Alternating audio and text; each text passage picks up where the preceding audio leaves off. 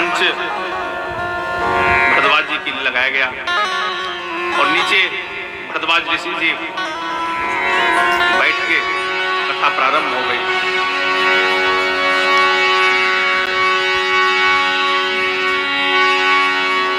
आगवान जी ने कहा कि भरद्वाज जी चलिए वो तो बताऊंगा, लेकिन पहले एक घटना सुन लीजिए।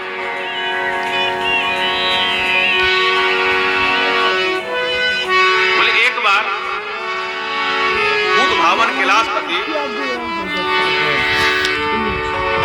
अपनी अर्धांगिनी जगत जननी भवानी के साथ कैलाश में बैठे हुए और चर्चाएं हो रही थी तरह तरह की। तो कहे कि हे देवी, बड़ी दिन से श्री राम कथा नहीं सुने हैं, बड़ी इच्छा मन में हो रही है श्री राम कथा सुनने की। बोली अरे दुनिया की कथा तो आप करते हैं, आपको कथा सुनने के लिए कहा जाना है? सब कथा के रचयिता ही तो महादेव हैं, देवादिदेव महादेव हैं। बोले नहीं, कथा रचयिता तो हम हैं, लेकिन किसी के मुख से श्रवण करने का आनंद अलग है और उसकी जो फायदे हैं वो कई गुने हैं। क्योंकि श्रवण की विधि ज्यादा बताई गई है, कथा सुनने की विधि महत्ता ज्यादा बताई गई है। तो बोले नहीं, कथा सुनना है, कहना नहीं है। तो बोले कहां जाएंगे? वो त्रेता का समय था। तो बोले कि भाई मैंने व्हाट्सएप या किसी ईमेल पर देख रहा था कि भाई कुंभज ऋषि के यहाँ कथा का आयोजन शायद हो रहा है। कहां? कैलाश और सुदूर दक्षिण में कुंभज ऋषि जी रहते हैं। कहीं कि वहां चलेंगे।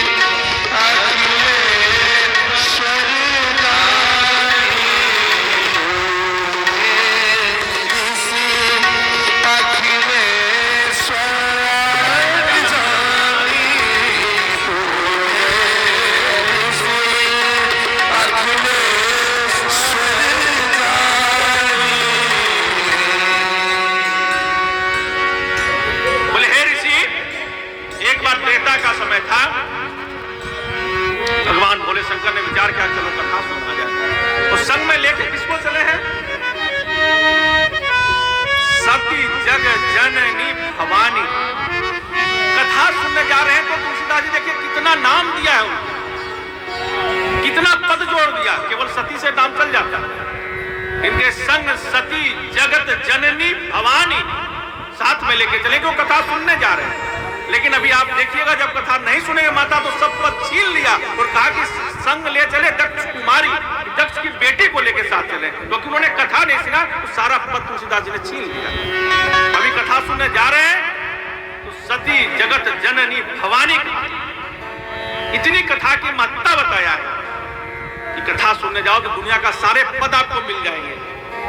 लेकिन अगर कथा नहीं सुनोगे ना, जो पद है वह भी चला जाएगा। ये मैं नहीं, बाबा भोले भूतनाथ और अग्निवल्क ऋषि जी और काकभुसुंडी जी और तुलसीदास जी कह रहे हैं। एक बार त्रेता युग में शंकर जी मंगलमयी कथा सुनने के लिए अगस्त ऋषि के पास गए। लेकिन पहले अगस्त ऋषि जी को जानिए। मध्य ऋषि जो है, मध्य ऋषि का नाम इसलिए पड़ा क्योंकि वो घड़े से उत्पन्न हुए। उनका नाम एक अगस्त भी है, लेकिन अगस्त बहुत बड़ा नाम है। कथा सुनने जा रहे थे तो छोटा नाम दिया, क्योंकि कथा किसकी है ये बड़ी, कथा कौन कर रहा है ये बहुत बड़ी बात नहीं भाई। कथा किसकी हो रही है, चर्चा उसकी होनी चाहिए, इसलिए कहा अगस्त ऋषि कोई साधारण नहीं थे। भले अगस्त जी का नाम आया तो अगस्त जी को भले जान लीजिए, अगस्त जी 7 समुद्र को पी गए थे। एक बार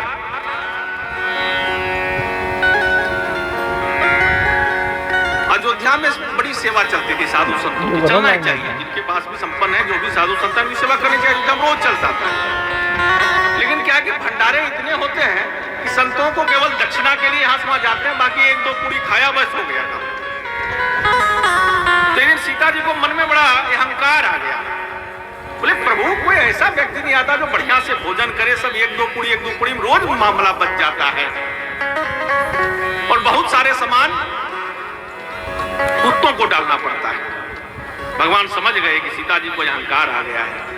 भगवान ने अगस्त ऋषि जी को आमंत्रण भेज दिया कि महाराज जी आपको मेरे घर पे आना है और आपका आमंत्रण है।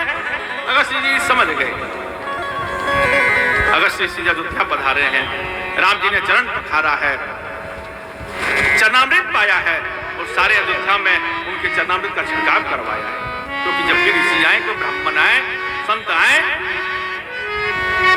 उनकी आदर होना ही चाहिए। भोजन पर बैठे हैं, सीता जी भोजन करा रहे हैं, थाली में लाके डाला है, 4-5 पूरी डाले। बोले महाराज शुरू करिए, खीर है, मालपुआ है, गुलाब जामुन है, तरह तरह के 56 भोग हैं। बोले बिटिया और ले आओ, पाए? बोले पाइए पाइए।